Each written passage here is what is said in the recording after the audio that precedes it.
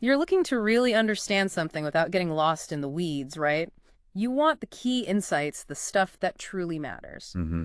Well, that's exactly what we're doing today on the deep dive. We're Yes. venturing into the life of Empress Elisabeth of Austria Sisi and her surprisingly deep and meaningful connection to Greece. For this deep dive, we've explored a really rich collection of materials. Beyond just the standard biographies, we've examined scholarly perspectives, especially the work of Stefan Haderer. Haderer, right. Yeah, in pieces like Philhellenismus als Ausdruck von Weltflucht and Im Schattenhomers, he looks at how an affinity for Greece might represent a kind of escapism, maybe, Okay. or a longing for an idealized past. Okay. And we've also looked at more intimate sources, fragments of her secret poems, and even the recollections of the Greeks who actually knew her. Right. So our goal isn't just a biographical sketch. It's more to really unpack how Greece profoundly influenced Elizabeth's personal evolution. Exactly. Her artistic sensibilities, her intellectual life. And what comes through is this picture of a woman whose bond with Hellenic ideals was, well, much more significant than many accounts suggest. Definitely. So, where did this fascination even begin? Let's delve into her early life and family background. It's interesting to start with the broader European context first, maybe. Sure. The Greek Revolution back in the 1820s really sparked this huge wave of Philhellenism across the continent. Right, support for Greek independence. Yeah, Great Britain, France, Russia, they actively backed the Greek fight against Ottoman rule.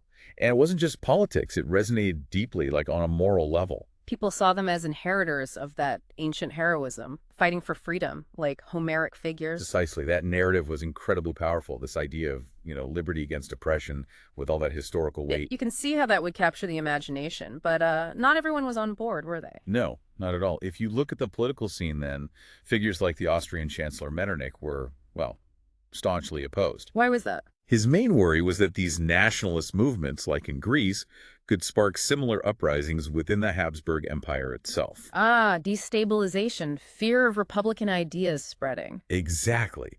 He feared it could unravel the established monarchical order across Europe. So a real ideological battleground there. Yeah. Okay, bringing it closer to Elizabeth herself, her own family wasn't entirely detached from this pro-Greek feeling, it seems. No, indeed. The Bavarian Wittelsbach dynasty, that's Elizabeth's family, they had a really notable affinity for Greece. King Ludwig I, her grandfather. He was a big supporter, wasn't he? A fervent supporter. Yeah. And you just need to look at Munich's architecture. Oh, right. The Hellenic neoclassical style. It's everywhere. Exactly. So growing up surrounded by that, even subconsciously, it probably normalized Greek culture for her, maybe even romanticized it a bit. It kind of set the stage. Munich is a sort of mini Athens. That's a powerful image. And Ludwig's connection, it went beyond just buildings, didn't it? It did. His son, Otto. Was actually appointed the first king of Greece in 1832. Yeah. There was a pretty turbulent reign, lots of political instability, and he was eventually kicked out. Right. But he still left a mark. Yeah. Introduced male suffrage in 1833, which was quite progressive then. Okay. And architects like Ernst Ziller helped transform Athens with neo-Hellenic buildings, trying to make it a modern European capital. Mm-hmm. Otto also backed the Megali idea. The great idea, the nationalist dream of uniting all Greek lands. Exactly, a powerful drive for self-determination. So Greece was almost like a family business for the Wittelsbachs, in a way. What about Elizabeth's own father, Duke Maximilian? Was he interested? He was, yeah.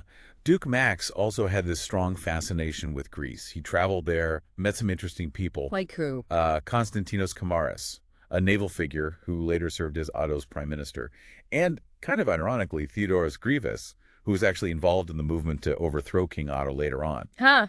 Quite the contacts list. So even if we don't have letters saying, Dad told me all about Greece. Exactly. That raises the point about subtle influences, doesn't it? While there's no documented smoking gun linking Duke Max directly to Elizabeth's early views on Greece, it's undeniable this strong family connection created a certain cultural atmosphere. It was just there, part of her upbringing. Right. A backdrop that probably made her more receptive later on to Hellenic culture and history.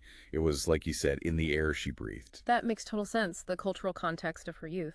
Okay, let's shift forward now to a really crucial period, her escape to Corfu. This feels like a major turning point. Absolutely. Elizabeth's early years as empress were, well, anything but easy. Married to Emperor Franz Joseph in 1854 when she was just 17. The pressures were immense. And the tragedy of losing her first daughter, Sophie. Devastating. Then the birth of Crown Prince Rudolph.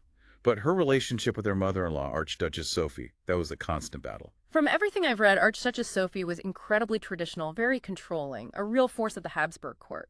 Oh, absolutely. And Franz Joseph, while he clearly loved Elizabeth, was also deeply bound by court protocol and, well, his own political ambitions. Like the war against Sardinia-Piedmont in '59. Right.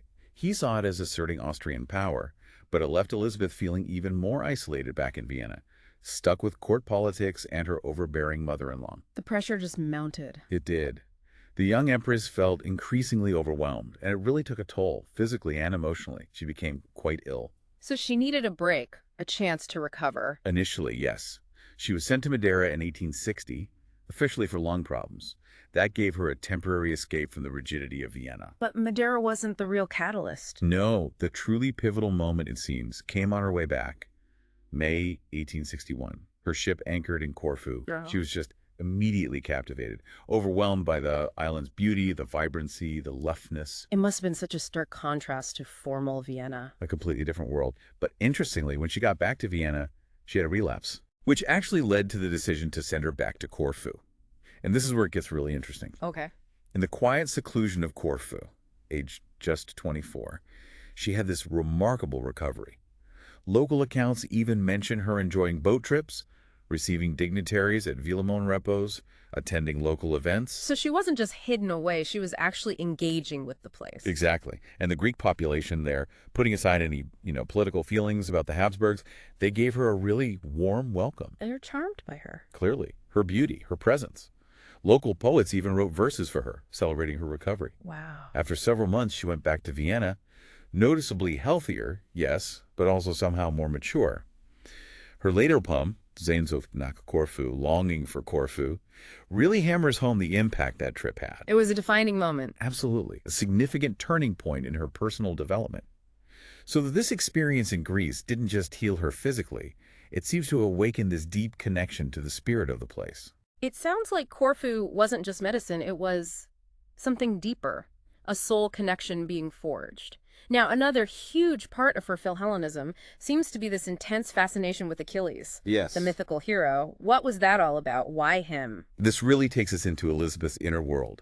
Beyond Corfu, her passions were poetry, writing, travel, things she shared with other artistic types in her family, like King Ludwig III, Ludwig II, her father. Right. And she found a real kindred spirit in the poet Heinrich Heine. She called him her master. Okay. Between 1885 and 1888, she wrote these 3 lyrical cycles, Nordseelieder, Winterlieder, Dritz Buch, and woven through them, the name Achilles keeps popping up, often written in Greek letters. So not just a passing fancy, a major theme in her private writings. Absolutely recurring, deeply significant. She actually described Achilles as her soul's bride, her beloved, the most glorious, dedicated multiple poems just to him.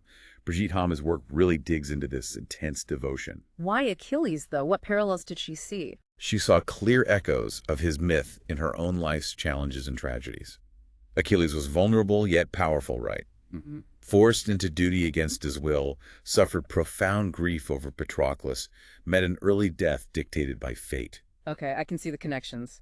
Duty, grief, fate. Exactly. She saw this intertwining of Eros and Thanatos, passion and death in his story.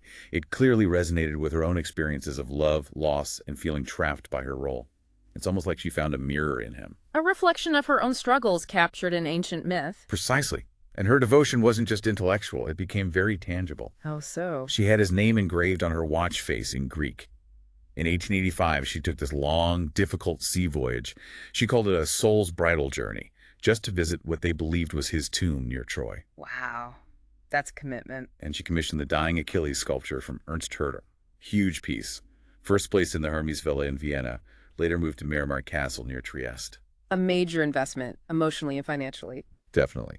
And she even explained her admiration directly to one of her Greek readers, Constantine Christomanos. Oh, what did she tell him? She said she admired Achilles for his speed, his strength, his defiance of tradition, his total disregard for the masses, Interesting. valuing his own will and dreams above everything. And crucially, she said his grief was more precious to him than life itself. Wow. That says a lot about her values, doesn't it? Independence, passion, maybe even embracing sorrow. I think so. a profound insight.